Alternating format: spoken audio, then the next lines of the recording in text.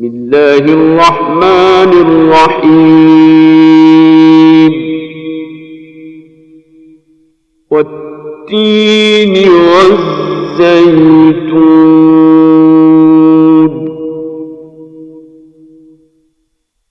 وطور سینین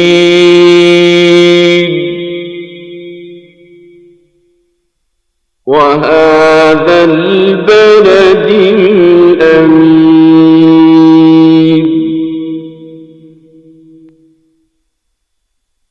لقد خلقنا الإنسان في أحسن تقويم ثم رددناه أسفل سافلين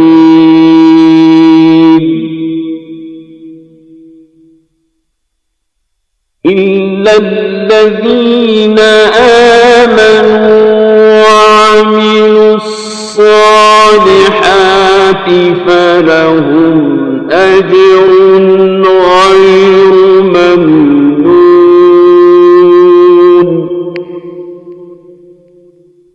فما يكذبك بعد بالدين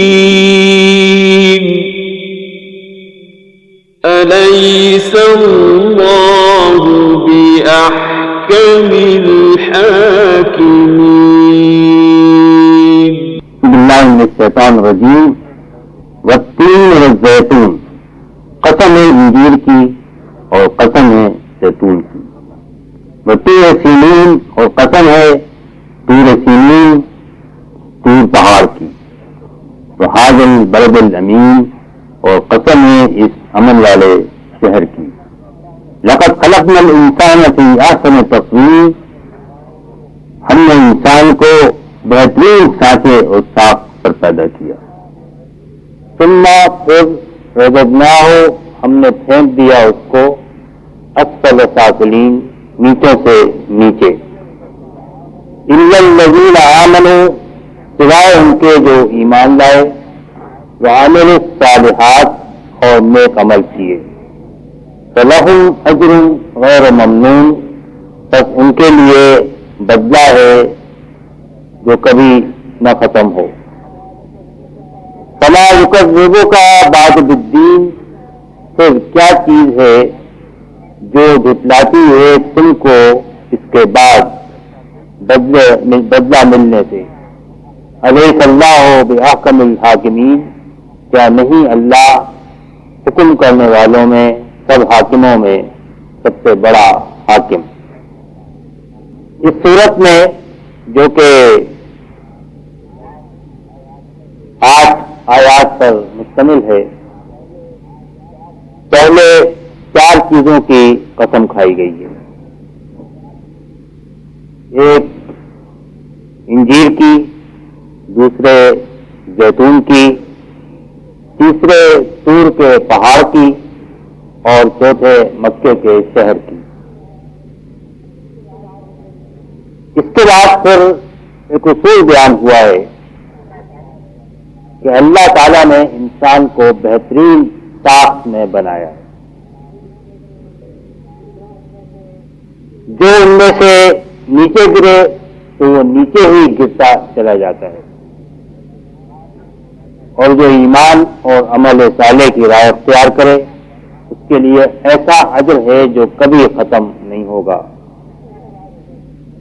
اس کے بعد پھر سوالیہ انداز میں 2 باتیں کہی گئی ہیں کہ کیا چیز ہے جو تمہیں جھٹلاتی ہے اس بات سے کہ اعمال کا بدلہ دیا جائے گا اور کیا اللہ سے زیادہ بڑا کوئی اور حاکم ہے؟ کیا اللہ سب سے بڑا حاکم نہیں؟ اس صورت میں جو بات کہی گئی ہے وہ یہ ہے کہ اچھے اور برے اعمال کا بدلہ اللہ تعالیٰ کی طرف سے ملتا ہے، ملنا چاہیے اور ضرور ملے گا۔ اس بات کو ان الفاظ میں کہا جاتا ہے کہ جزا اور سزا کو ثابت کیا گیا ہے کہ جزا اور سزا ضرور ہوگی اور اعمال کے لحاظ سے انسانوں کے درمیان فرق ہوگا۔ یہ معنی بھی ہو سکتے ہیں کہ اس میں جو مرکزی مضمون ہے وہ یہ ہے کہ انسان کو اللہ تعالیٰ نے احسن تقویم میں پیدا کیا ہے۔ احسن تقویم کے کیا معنی ہے ذرا ہم تھوڑی دیر کے بعد غور کریں گے۔ شروع میں 4 چیزوں کی قسم کھائی گئی ہے، ایک انجیر کی، ایک زیتون کی، ایک طور کے پہاڑ کی اور ایک مکے کے شہر کی، یہ کہہ کر کہ یہ امن والا شہر، اشارہ بھی کیا گیا ہے ہاذا، اور اس کی خصوصیت بھی بیان کی گئی ہے کہ امن والا شہر۔ یہ بات اب کئی دفعہ آپ کے سامنے آ چکی ہے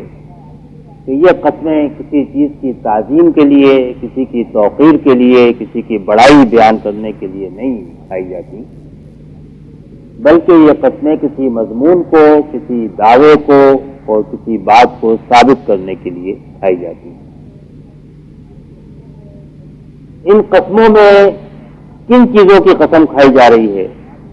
قرآن مجید میں جہاں بھی قسمیں آئیں گی وہاں پر اس سے سمجھنے میں اختلاف ہوا ہے، اور لوگوں نے مختلف چیزوں سے جہاں بات واضح نہیں ہے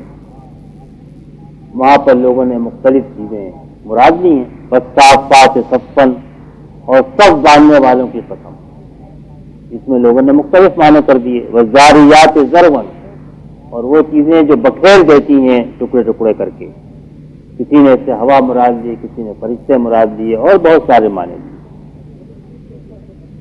لیکن جس چیز پر بھی قسم کھائی جائے اس کو مناسبت ہونی چاہیے، اس سے وہ بات ثابت ہونا چاہیے جو بات کی صورت میں کہی جا رہی ہے۔ یہ تو بہت واضح بات ہے کہ کسی ایسی چیز پر قسم نہیں کھائی جا سکتی جو صاف اور واضح نہ ہو کہ صورت میں کیا بات کہی گئی ہے اور کس بات کو ثابت کیا جا رہا ہے۔ یہ بات جو میں نے آپ کے سامنے عرض کی ہے کہ بعض دفعہ تو ایسا ہوتا ہے کہ بالکل قسم سے متصل ہی وہ بات واضح طور پر بیان ہو جاتی ہے کہ جس کے اوپر قسم کھائی جاتی ہے، جس بات کو ثابت کرنا قسم سے مقصود ہوتا ہے۔ یاسین القرآن الحکیم انک لمن المرسلین، قرآن حکیم کی قسم آپ اللہ کے رسول ہیں، یہ بالکل متصل ہی بات آ گئی۔ قاف والقرآن المجید بل عجبوا، قسم قرآن مجید کی، ان لوگوں نے تعجب کیا۔ اب یہاں پر کوئی ایک بات نہیں ہے بلکہ آگے کا پورا مضمون جو کہ آخرت کا اور شہادت کا مضمون ہے، اللہ کے سامنے پیش ہونے کا، وہ سارا مضمون قرآن مجید کی اس قسم کے تحت آتا ہے۔ اور بعض جگہ جواب جو ہے قسم کا کس چیز پر کھائی جا رہی ہے وہ بیان نہیں ہوتا، لیکن خود ہی قسم کھول کے بیان کر دیتی ہے کہ کیا کیا چیزیں اس کے اندر شامل ہیں۔ تو یہاں پر جس چیز پر قسم کھائی گئی ہے اس میں ایک بات تو یہ بالکل واضح ہے کہ اس بات پر کھائی گئی ہے کہ انسان کو بہترین تقویم میں پیدا کیا گیا ہے،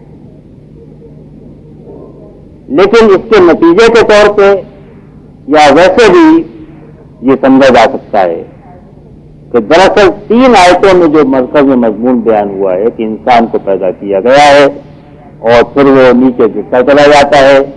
سوائے ان کے جو ایمان اور عمل صالح کریں تو ان کے لیے بہترین اجر ہے۔ تو گویا قسم انسان کی بہترین ساتھ میں تخلیق پر نہیں ہے بلکہ انسان کی جزا اور سزا پر ہے۔ دونوں معنی لیے جا سکتے ہیں اور دونوں معنی مفسرین نے لیے بھی۔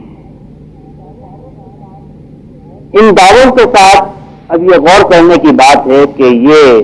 تین اور زیتون سے کیا مراد ہے۔ 2 چیزیں تو بہت صاف ہیں، طور کا پہاڑ، اس کے معنی کیا ہے یہ سب جانتے ہیں۔ جہاں حضرت موسیٰ علیہ السلام پر سب سے پہلے وحی نازل ہوئی اور نبوت کی ذمہ داری آپ کے سپرد کی گئی، اور وہ پہاڑ جہاں بنی اسرائیل کو بلایا گیا اور ان سے عہد لیا گیا کہ وہ اللہ کی شریعت کے اور اس کے دین کے علمبردار بن کر دنیا میں رہیں گے اور تورات کی پابندی کریں گے۔ البلد الامین بھی بہت صاف معنی مکے کے معنوں میں استعمال ہوا ہے، من دخلہ کان آمنا، جو مکے میں داخل ہوگا وہ امن میں ہوگا۔ حضرت ابراہیم علیہ السلام کی دعا تھی رب اجعل ھذا البلد آمنا، اے میرے رب اس شہر کو امن والا شہر بنا دے۔ لیکن تین اور زیتون کے کیا معنی ہے؟ تو چونکہ قسم کے مضمون سے مناسبت کے لحاظ سے ذہن میں سوال پیدا ہوتا ہے کہ ان کا کیا تعلق ہے، اس میں پھر لوگوں نے دو قسم کے معنی لیے۔ بعض نے کہا ہے کہ تین سے مطلب وہی انجیر ہے جو انجیر کے ہم کھاتے ہیں، اور زیتون سے مطلب وہی زیتون ہے جس کو ہم کھاتے ہیں، جس سے تیل نکالتے ہیں،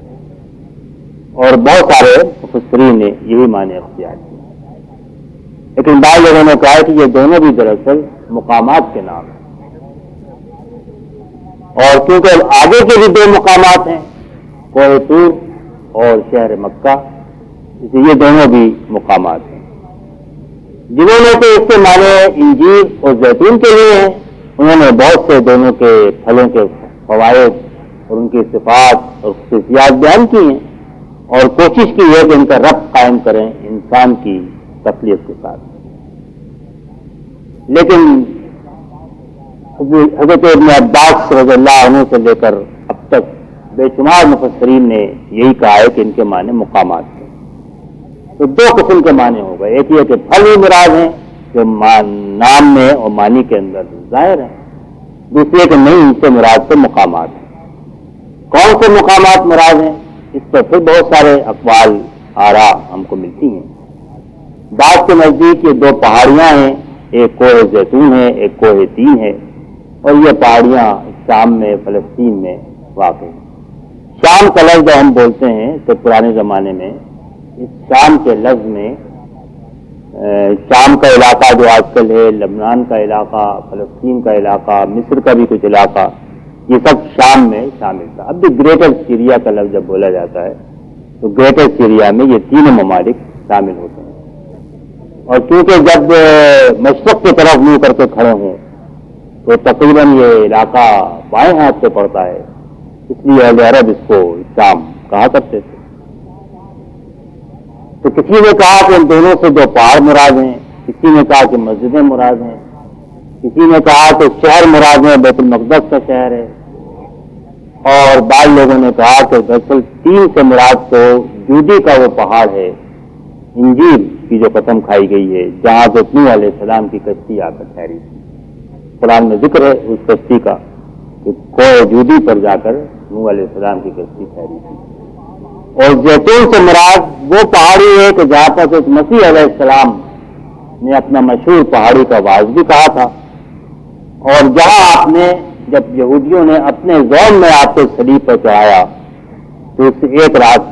پہلے جا کر آپ نے یہ چیز دیکھ لیا کہ میرے قوم اس کو ہلاک کرنے کے در پہ ہے، اور اس قوم کا پیالہ لبریز ہو چکا ہے، اب اس کے لیے ہلاکت مقدر ہے۔ تو انہوں نے وہاں پر جا کر دعا کی، اس کا نام انجیل میں بھی کوہ زیتون کے نام سے آیا ہے کہ اولیو ماؤنٹین کوہ زیتون تھا، جہاں جا کر حضرت سیدنا مسیح علیہ السلام نے آخری شب جب آپ کو پکڑ کے لے گئے تھے، اس وقت آپ نے جا کر آہو جاری کی تھی، اللہ تعالیٰ کے سامنے دعا کی تھی کہ یہ پیالہ ہٹا لیا جائے، میری قوم کی تباہی نہ ہو، یہ مقدر مجھے نہ دیکھنا پڑے۔ لیکن یہ کہ تقدیر کا فیصلہ بنی اسرائیل کے اعمال کی وجہ سے اٹل ہو چکا تھا، اور اس کے 30 سال کے بعد رومن شہنشاہیت نے جا کر فلسطین بیت المقدس کی اینٹ سے اینٹ بجا دی اور یہودیوں کو غلام کر کے دنیا بھر میں پھیلا دیا، اور 2000 سال بعد تقریباً ان کو واپس جانا نصیب ہوا وہاں۔ تو یہ ان کی ہلاکت کی، تو یہ دو معنی ہیں، یہ میرے خیال میں قریب ترین ہیں، اور ان کا تعلق پورے مضمون سے بڑا گہرا ہے، اس لیے کہ مضمون جو ہے وہ جزا اور سزا کا مضمون ہے، اور وہ انسان کے بہترین سانچے میں ایسے میں تقویم میں پیدا کیے جانے کا مضمون ہے۔ دو لوگ یہ کہتے ہیں کہ نہیں، اس کے معنی صرف قسمیں صرف اس بات پہ کھائی گئی ہیں کہ انسان کو اللہ تعالیٰ نے بہترین سانچے میں پیدا کیا ہے۔ وہ کہتے ہیں کہ ان چاروں مقامات سے دراصل اللہ تعالیٰ نے اشارہ کیا ہے کہ حضرت نوح علیہ السلام ہو، یا حضرت عیسیٰ علیہ السلام ہو، یا حضرت موسیٰ علیہ السلام ہو، یا حضرت ابراہیم علیہ السلام ہو جنہوں نے کہ البلد الامین کی بنیاد ڈالی، یہ سب جو نبوت کے اعلیٰ ترین نمونے تھے یہ انسان تھے، اور ان کی ذات اور ان کی شخصیت اور ان کی سیرت اور ان کی زندگی اس بات کے اوپر گواہ ہے کہ انسان کو اللہ تعالیٰ نے احسن تقسیم کے اندر پیدا کیا۔ جو لوگ کہتے ہیں کہ نہیں، دراصل تو آگے آنے والی تینوں آیتیں اس سے جواب قسم میں شامل ہیں۔ یہ تینوں آیتوں میں ملا کر وہ مضمون بیان کیا گیا ہے جس پر کہ یہ چاروں قسمیں گواہی دیتی ہیں، اس سے ثابت کرتی ہیں۔ وہ یہ کہتے ہیں کہ ان چاروں مقامات پر اللہ تعالیٰ کی طرف سے اس کی رحمت اور جزا اور سزا کے وہ واقعات ظہور میں آئے کہ جو معروف تھے۔ حضرت نوح علیہ السلام نے 900 برس اپنی قوم کو دعوت دی، اور چند لوگ تھے، وما آمن معہ الا قلیل، تھوڑے لوگ تھے جو آپ کے ساتھ ایمان لائے۔ اور اللہ تعالیٰ کے نبی جب کسی قوم میں آتے ہیں تو وہ جزا اور سزا کا پیغام بن کر آتے ہیں۔ اس کے بعد قوم کے سامنے دو ہی راہیں ہوتی ہیں، یا تو وہ پیغمبر کی دعوت کو قبول کریں اور اپنے آپ کو عذاب سے بچا لیں اور دنیا کے اندر سربلندی حاصل کریں، اور یا پیغمبر کو جھٹلا دیں، اس کی بات نہ مانیں تو پھر دنیا کے اندر ان کے اوپر عذاب نازل ہوتا ہے۔ ہر پیغمبر کی زندگی میں یہ مقام ضرور آیا ہے جہاں قوم نے یا تو جھٹلا دیا، پھر قوم برباد کر دی گئی اور اہل ایمان کو نجات دی گئی،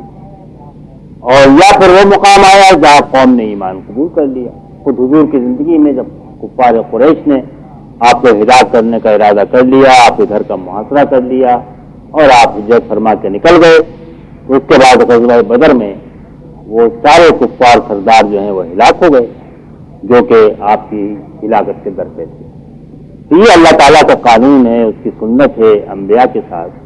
اور اس لحاظ سے کوہ جودی جو ہے وہ نوح علیہ السلام کے معاملے میں اللہ تعالیٰ نے جو جزا اور سزا کا طریقہ نافذ فرمایا اس پر گواہ ہے۔ بعض لوگوں نے یہ بھی کہا ہے کہ حضرت آدم علیہ السلام بھی اسی مقام پر تھے، اس لیے کہ تورات میں اس کی طرف اشارہ ہے، قرآن میں تو نام نہیں دیا ہے، تو اتنا ہی کہا ہے کہ جب ان کا لباس اترا تو انہوں نے درخت کے پتوں سے اپنے جسم کو ڈھانپا، لیکن تورات میں یہ ہے کہ انجیر کے پتوں سے ڈھانکا۔ اور انگریزی میں فکس لیو بہت مشہور محاورہ ہے کہ جہاں آدمی کو جسم پہ کچھ بھی نہ ہو یا اخلاقی لحاظ سے آدمی دیوالیہ ہو، کہا جاتا ہے کہ انجیر کے پتوں سے اپنے آپ کو ڈھانکے ہوئے۔ فگ لیو کا محاورہ اسی لیے ہے کہ تورات میں ذکر کیا گیا ہے کہ حضرت آدم علیہ السلام نے اپنے آپ کو انجیر کے پتوں سے ڈھانپا تھا۔ دونوں صورتوں میں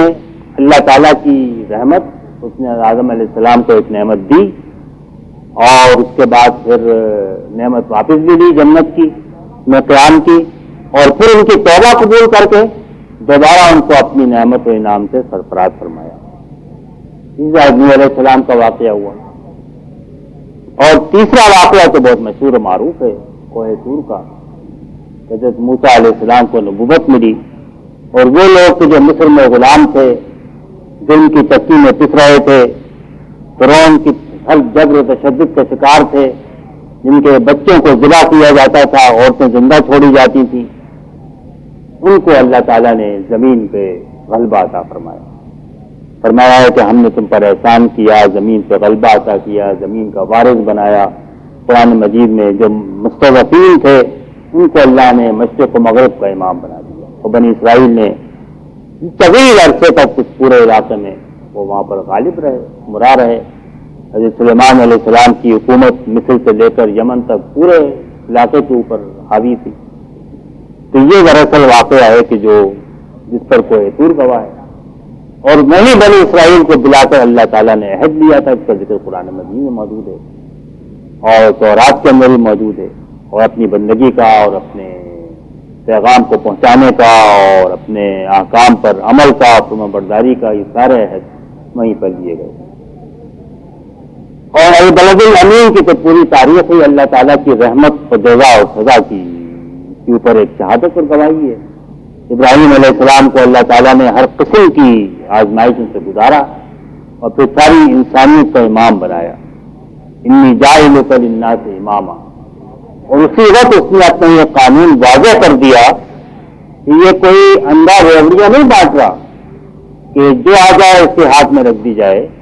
اور یہ انعام دیا جا رہا ہے کسی نسل کے سپرد بھی نہیں کیا جا رہا کہ نسل اور رنگ اور کسی امت سے وابستہ ہونے کی بنیاد پر ملے گا، بلکہ ابراہیم علیہ السلام نے دعا کی کہ یہ آخر میں اولاد کو بھی کیا منصب ملے گا، اور میں اللہ جنا الواحد الظالم،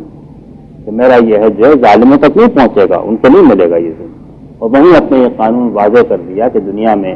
قوموں کے ساتھ بھی جو معاملہ ہوگا وہ ان کے اعمال کی بنیاد ہے، ان کے نسل، نسب، رنگ اور وابستگی اور کس فرقے سے وابستہ ہیں اور کس امت سے وابستہ ہیں اس بنیاد پہ نہیں ہوگا۔ تو ابراہیم علیہ السلام جیسے پیغمبر کی اولاد بھی اگر کفر اور شرک کا راستہ اختیار کرے گی تو وہ اس انعام کے مستحق نہیں ہوگی۔ تو یہ قانون بھی اسی جگہ واضح کر دیا گیا۔ تو یہ چاروں مقامات جو ہیں اس لحاظ سے، حضرت نوح علیہ السلام کا واقعہ، حضرت سیدنا مسیح علیہ السلام کا واقعہ جو انہوں نے بنی اسرائیل کی تباہی جب مقدر ہو گئی اور انہیں حضرت مسیح علیہ السلام کو ہلاک کرنے کا ارادہ کیا، جہاں وہ جا کر عبادت کیا کرتے تھے کوہ زیتون پر، اور کوہ طور کا واقعہ اور مکے کا پورا شہر، یہ چار جو اس طریقے سے آپ دیکھیں گے چار ہی چھوٹے چھوٹے چار الفاظ میں اللہ تعالیٰ نے پوری تاریخ کا ایک پھر فریم بنا دیا ہے۔ شروع سے میں کہتا چلا آیا ہوں کہ یہ فریم کا لفظ بھی میں نے سید قطب رحمۃ اللہ علیہ سے حاصل کیا ہے، بڑا اچھا لفظ ہے۔ اس فریم میں لا کر اللہ تعالیٰ اپنے اس تعلیم کی تصویر کو فٹ کر دیتا ہے کہ آدمی فوراً پہچان جاتا ہے کہ یہ تو واقعی اس فریم میں یہی تصویر صحیح لگتی ہے اور صحیح ہے۔ تو یہ جو فریم چار چیزوں کے واقعات کا تاریخ کا پورا فریم ہے یہ یہاں پر بن گیا، اور اس کے اندر اللہ تعالیٰ نے پھر اپنے اس بات کو بیان فرمایا کہ لقد خلقنا الانسان فی احسن تقویم۔ تقویم کے معنی یہ ہے کہ سیدھا بنایا، قام یقوم کھڑا ہونے کے معنی میں ہے، اسی سے پھر قوما سیدھا کرنا، سیدھا کر کے کھڑا کر دینا، اور سیدھا بنانے کے معنی۔ پھر یہ معنی میں آیا کہ جس مقصد کے لیے کوئی چیز بنائی جائے اس کے لیے ٹھیک ٹھیک مناسب بنائی جائے۔ چنانچہ یہ قرآن میں تصویر کا لفظ خلق فسوا یہ بھی تقریباً انہی معنوں کے اندر ہے، جس کے معنی کہ انسان کو ٹھیک ٹھیک اسی مقصد کے لیے بنایا، مناسب اور موزوں جس مقصد کے لیے اس کو پیدا کیا گیا تھا۔ وہ مقصد کیا ہے اس کی تشریح آپ پہلے ہی درس سے سنتے چلے آئے ہیں۔ وَنَفْسٍ وَمَا سَوَّاهَا فَأَلْهَمَهَا فُجُورَهَا وَتَقْوَاهَا قَدْ أَفْلَحَ مَنْ زَكَّاهَا وَقَدْ خَابَ مَنْ دَسَّاهَا۔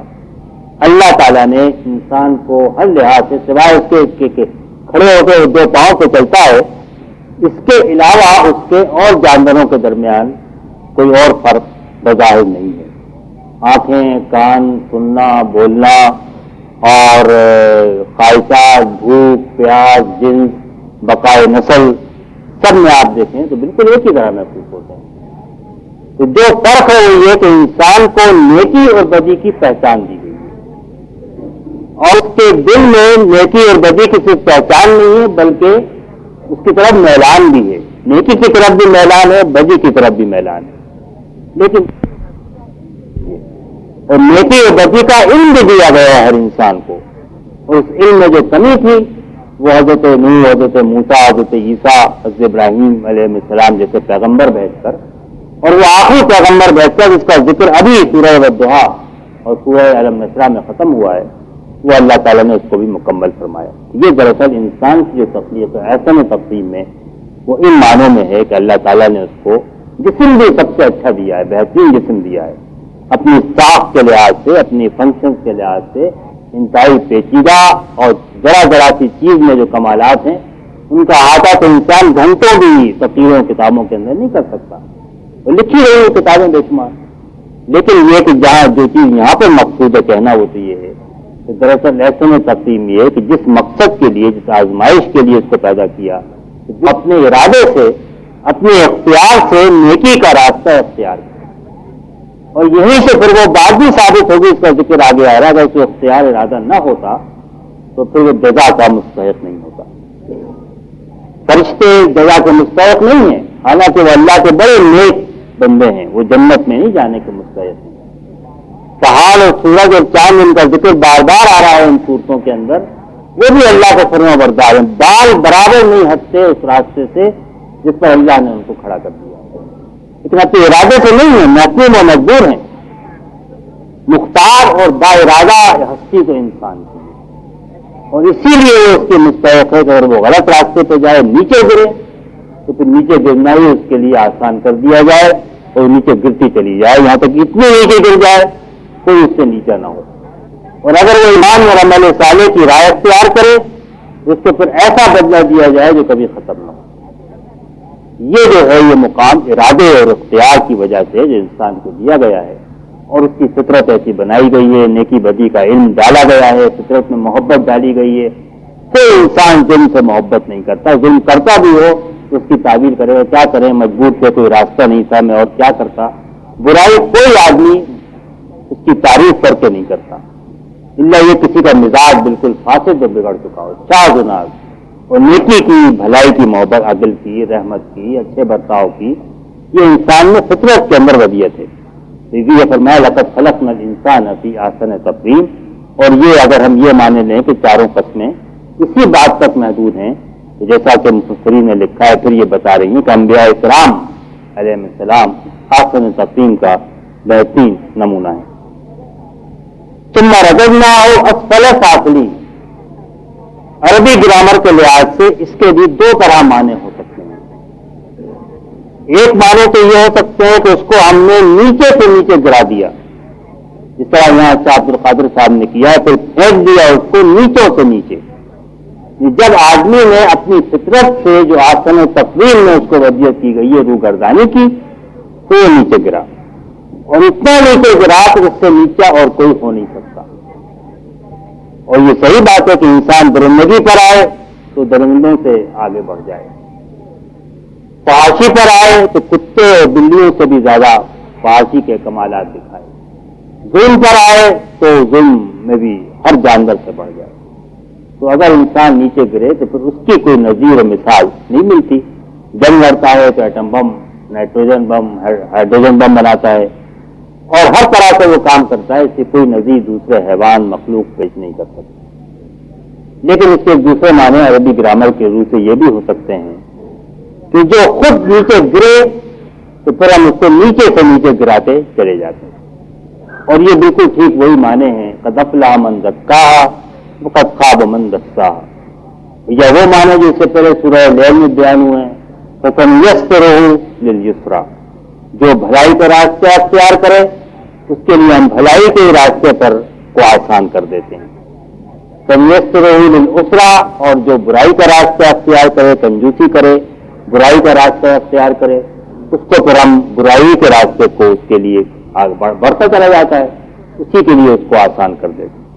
تو یہ مضمون بھی قرآن مجید کی جو بنیادی تعلیمات ہیں ان سے مناسبت رکھتا ہے، لیکن سوائے ان کے کہ جو ایمان لائیں اور نیک عمل کریں، فَلَهُمْ أَجْرٌ غَيْرُ مَمْنُونٌ، ان کے لیے وہ اجر ہے جو کبھی ختم ہونے والا نہیں ہے۔ ایمان اور عمل صالح قرآن مجید کی زبان میں بالکل جامع اصطلاح ہے، اور کوئی چیز بھی اب اس سے باہر نہیں ہے نیکی کی جو رہ گئی ہو۔ کہ یہ آپ نے سمجھے کہ ایمان اور عمل صالح کا ذکر کیا تو کچھ کہا نہیں، بلکہ کیونکہ یہ مختصر صورتیں ہیں اور چھوٹے چھوٹے الفاظ میں مختصر جملوں کے اندر بہت بڑی بڑی بنیادی تعلیمات ذہن میں بھی بٹھانا ہے اور زبان کے اوپر بھی چڑھانا ہے تاکہ آدمی ہر وقت ان کو یاد رکھے، دہراتا رہے۔ اس لیے فرمایا کہ جو ایمان لے آئے اور نیک عمل کریں تو پھر ان کے لیے اجر ہے جو کہ کبھی ختم ہونے والا نہیں ہے۔ جو اجر ہے اس کا ذکر بھی قرآن مجید نے جگہ جگہ مختلف طرح کیا ہے، بعض جگہ تو اتنی تفصیل اختیار کی ہے کہ پھلوں کے نام تک گنائے ہیں کہ انار ہوگا اور کیلے ہوں گے اور انگور ہوں گے اور کھجوریں ہوں گی، اور گوشت کا بھی ذکر کیا ہے کہ پرندوں کا گوشت ہوگا، اور محلات کا بھی ذکر کیا ہے کہ بالا خانے ہوں گے، اور جو صحبتیں ہوں گی اور رفاقتیں ہوں گی ان کا بھی تفصیل سے ذکر کیا ہے، اور کہیں صرف اجر عظیم کہہ دیا، اجر کبیر کہہ دیا ہے، اور کہیں صرف اتنی بات کہی ہے کہ وہاں ان کے لیے وہ سب کچھ ہے جو وہ چاہیں گے، اس میں ہر چیز شامل ہو جاتی ہے۔ اور یہاں بھی آپ دیکھتے ہیں کہ تفصیل تو نہیں اختیار کی، لیکن یہ کہ ایک ہی لفظ کے اندر پورے اجر کی جتنی بھی جو اس کی عظمت ہے اور جو اس کی بڑائی ہے عظیم اور کبیر کہا گیا ہے، اور جو اس کی اصل انعام کی حیثیت ہے اس کو واضح کر دیا گیا ہے۔ فَلَهُمْ أَجْرٌ غیر ممنون، ان کے لیے وہ اجر ہے کہ جو کبھی ختم نہیں ہوگا، منقطع نہیں ہوگا۔ اور زندگی کے تو ہر نعمت کے ساتھ یہی مرض لگا ہوا ہے کہ وہ ختم ہو جاتا ہے۔ اور آپ غور کریں تو یہ اشارہ بھی ہو گیا کہ جو آدمی نیچے گرتا ہے، اسفل سافلین کی طرف جاتا ہے، وہ تو اس چیز کے پیچھے جاتا ہے کہ جو ختم ہونے والی ہے۔ اور جو آدمی کے اوپر اٹھتا ہے، ایمان اور عمل صالح کی راہ پہ جاتا ہے، اس چیز کو ترک کر کے دنیا میں ملنے والی ہے، تو وہ اس چیز کو چھوڑتا ہے کہ جو ختم ہونے والی ہے۔ لیکن جو چیز ملتی ہے اس کے بدلے میں، ان لمحات کے بدلے میں جو لمحات کے ہر ٹک کے ساتھ ختم ہو رہے ہیں، اس کو وہ عمر ملتی ہے کہ جو کبھی ختم نہیں ہوگی، موت کو ذبح کر دیا جائے گا، اس کے بعد آدمی کبھی نہیں مرے گا۔ وہ انعام ملیں گے کہ وہ دسترس میں ہوں گے، آدمی ہاتھ ڈالے اور انعام حاصل کر لے، سب پہنچ جائیں گے، اور جو چاہے گا وہ اس کو مل جائے گا۔ تو یہ اجر غیر ممنون سے اس کی طرف بھی اشارہ فرما دیا گیا میرے خیال میں کہ آدمی جو اپنی فرش کو چھوڑ کے نیچے گرتا ہے تو وہ تو دراصل ان عارضی چیزوں کے لیے جاتا ہے، اور یہ تو اجر جو اللہ کی طرف سے ملنے والا ہے وہ کبھی ختم ہونے والا نہیں ہے۔ اس کے بعد دو سوال ہیں، اور قرآن مجید کی تعلیم کا یہ بہت عام مؤثر انداز ہے کہ وہ سوال کر کے اس چیز کو ذہن میں بٹھاتا ہے، واضح کرتا ہے جو چیز کے اس کے پیش نظر ہوتی ہے۔ یہ قرآن مجید میں شروع سے آخر تک آپ اس سوال جواب کا انداز پائیں گے، اور وہاں پر سوال کا جواب بعض دفعہ اللہ تعالیٰ خود دیتا ہے اور بعض دفعہ نہیں دیتا، اس لیے کہ سوال کے اندر ہی جواب پوشیدہ ہو۔ تو کیا چیز ہے جو تم کو یا آپ کو جھٹلاتی ہے اس کے بعد، یعنی ان ساری گواہیوں کے بعد جو موجود ہیں، باتیں کہی گئی ہیں، اس بات سے کہ جزا اور سزا ہوگی اور بدلہ ملے گا؟ کس سے خطاب ہو رہا ہے؟ جب آپ قرآن مجید کو پڑھیں گے سمجھیں گے تو یہ بنیادی سوال ہوتا ہے کس سے بات کہی جا رہی ہے؟ کیونکہ یہاں پر اشارہ نہیں ہے کس سے بات کہی جا رہی ہے، اس لیے ظاہر ہے کہ انسان جب سمجھے گا تو سمجھنے میں وہ اپنی سمجھ کے مطابق سمجھ سکتا ہے۔ تو بعض لوگوں نے کہا کہ اس میں تو دراصل نبی کریم صلی اللہ علیہ وسلم سے خطاب ہے، کتنی ساری گواہیوں اور شہادتوں کے بعد، دلائل کے بعد کیا چیز ہے کہ جو لوگوں کو اس بات پر آمادہ کرتی ہے، تکذیب کرتی ہے آپ کی اس بات کے بارے میں کہ جزا اور سزا ہوگی جس کی دعوت لے کر آپ کھڑے ہوئے ہیں۔ تکذیب کے معنی ہوتے ہیں جھٹلانے کے، کسی چیز کو سچ ماننا اور سچ گرداننا اور سچا بتانا، کسی چیز کی تکذیب کرنا کہ نہیں یہ تو غلط ہے، یہ جھوٹی ہے۔ تکذیب کے معنی جھوٹی ہونے کے ہیں، لیکن زمخشری نے اس کے معنی یہ بھی دیے ہیں کہ یہاں تکذیب کے معنی لفظ ان معنوں میں ہے کون سی چیز جھٹلانے کے اوپر ابھارتی ہے اور آمادہ کرتی ہے۔ تو کیا چیز ہے کہ جو آپ کو جھٹلانے پر ان لوگوں کو آمادہ کر رہی ہے، ابھار رہی ہے، جبکہ اتنی واضح گواہیاں اور شہادتیں موجود ہیں۔ اور بعض لوگوں نے کہا کہ نہیں، یہاں تو دراصل انسان سے خطاب ہے، عام انسان سے۔ کیا چیز ہے جو تمہیں آخرت کا جو عقیدہ ہے اس کو جھٹلانے پر آمادہ کرتی ہے، یا اس کو جھٹلانے کی کو تیار کرتی ہے، یا اس کو جھٹلاتی ہے؟ کیا کا لفظ جو ہے یہ بالعموم ان چیزوں کے لیے عربی میں استعمال ہوتا ہے جو بے جان ہے، اور اس کے معنی دراصل یہ ہوئے کہ کوئی دلیل ایسی نہیں ہے کہ جو جزا اور سزا کو جھٹلانے والی ہے۔ اگر ہے تو انسان کی ضد ہے، اپنی خواہش ہے، دنیا کی طلب ہے، یا آباء و اجداد کی تقلید ہے، ورنہ کوئی اور ایسی چیز بہت عام ہے۔ کیا چیز جھٹلا، کیا چیز ہے جو اس کے معنی ہے ماننے سے؟ کیا کے لفظ کے اندر دراصل ایک بڑی زوردار بات یہ آئی ہے، کوئی چیز بھی ایسی نہیں ہے جس کی بنیاد پر آدمی اس حقیقت سے انکار کرے کہ اللہ تعالیٰ نیکی کا بدلہ اچھا دے اور برائی کا بدلہ برا دے۔ اس کے بعد فرمایا الیس اللہ بأحکم الحاکمین۔ دوسرا سوال پھر ہے، کیا اللہ نہیں ہے حکم کرنے والوں میں، حاکموں میں سب سے بڑا حاکم۔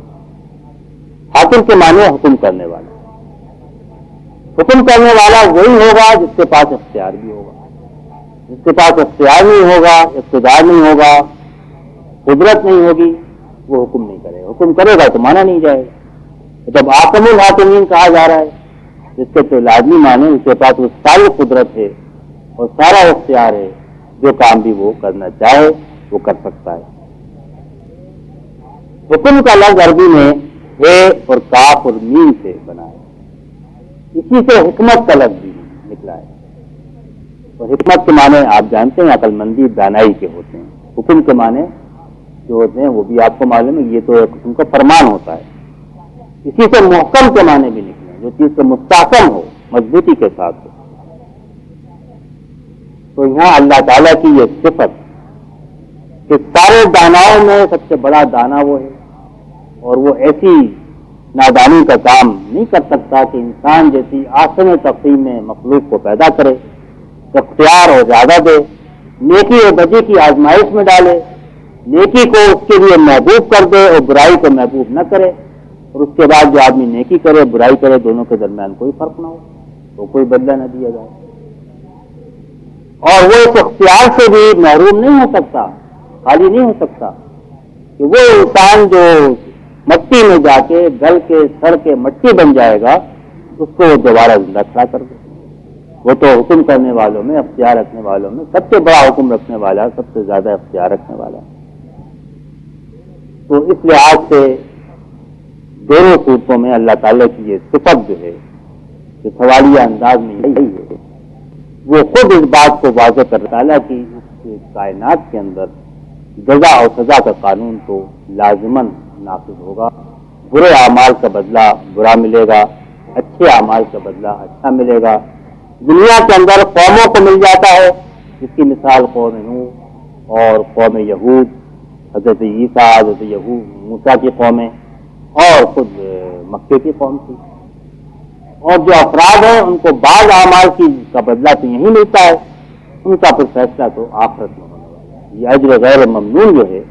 یہ دنیا میں تو نہیں ہو سکتا، یہ تو آخرت ہی میں آدمی کو مل سکتا ہے، جہاں زندگی جو ہے وہ کبھی ختم نہیں ہوگی۔ اس میں اس بات کی طرف بھی اشارہ ہے کہ انسان کی تخلیق جو ہے آسن و تقسیم میں، یہ تو اللہ کی اس پر بڑی رحمت ہے۔ اس نے اس کو جسم ایسا دیا، عقل دی، فہم دی، بات کو سمجھنے کا سلیقہ دیا، بات کو بیان کرنے کی استعداد دی، اور یہ دراصل انسان کا اللہ کی جو رحمت ہے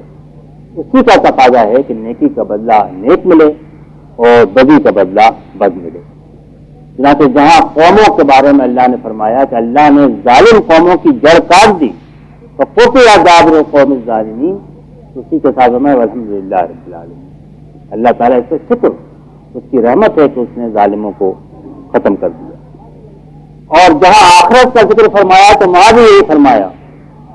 کہ کتب علی نفسہ الرحمہ، اس نے اپنے اوپر رحمت کو لازم کر لیا ہے۔ لیجمعنکم، تمہیں لازماً جمع کرے گا قیامت کے دن اور فیصلہ کرے گا، انصاف کرے گا۔ وہ حاکم سب سے بڑا حاکم کیسے ہو سکتا ہے کی طرف اسی کا یہ بھی تقاضا۔ اگر آپ غور کریں تو جیسا میں نے اشارے کیے ہیں، پورا سلسلہ کلام بالکل ایک ہی ربط کے اندر چل رہا ہے۔ سورہ الشمس نے انسان کا مقام واضح کیا، نیکی اور بدی کی پہچان دی۔ سورہ اللیل میں نیک اعمال اور برے اعمال دونوں کا ذکر فرمایا، دنیاوی اعمال کا اور ان کی جزا اور سزا کا ذکر کیا۔ سورہ والضحیٰ میں اس آخری پیغمبر کا ذکر کیا کہ جو اسی دعوت کو لے کر آیا ہے اور جو کہ جس کو اس کو ہدایات دی اور اس کے بعد بھاری بوجھ قرار دیا اور اس کو بشارت دی کہ وَلَسَوْفَ يُعْطِيكَ رَبُّكَ فَتَرْضَىٰ۔ سورہ النصر میں جو کچھ اللہ تعالیٰ نے آپ کو عطا کیا اس کے چند نمونے پیش فرمائے، رفع ذکر کیا، آپ کا بوجھ ہلکا کر دیا اور ساری کام آپ کے لیے آسان کر دیے مشکلات سے گزرنے کے بعد۔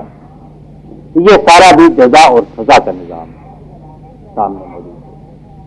اور خدا کے جب آخری پیغمبر آ گئے تو وہ دراصل اب جزا اور سزا کی آخری معیار دنیا کے سامنے آ گیا۔ اہل مکہ کے سامنے بھی تھا، یہ امت بھی اسی معیار کے لیے دنیا کے سامنے ہے اور یہ دنیا کے سامنے رہے گا.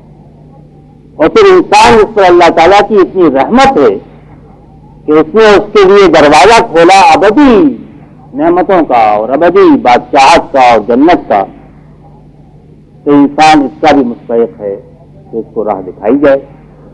اس کو جب ایسے میں تفریح میں پیدا کیا تو اس کو اسی اپنے سانچے پر قائم رکھنے کے لیے ہدایت دی جائے. چنانچہ اس کے فوراً بعد پھر اقرأ باسم ربک الذی خلق والی صورت آ جاتی ہے، جس کا بیان کہ انشاءاللہ اگلے جمعے کو ہوگا. ہمارے اور آپ کے لیے آج کے زمانے میں اس صورت کے اندر دراصل یہی بہت واضح سبق ہے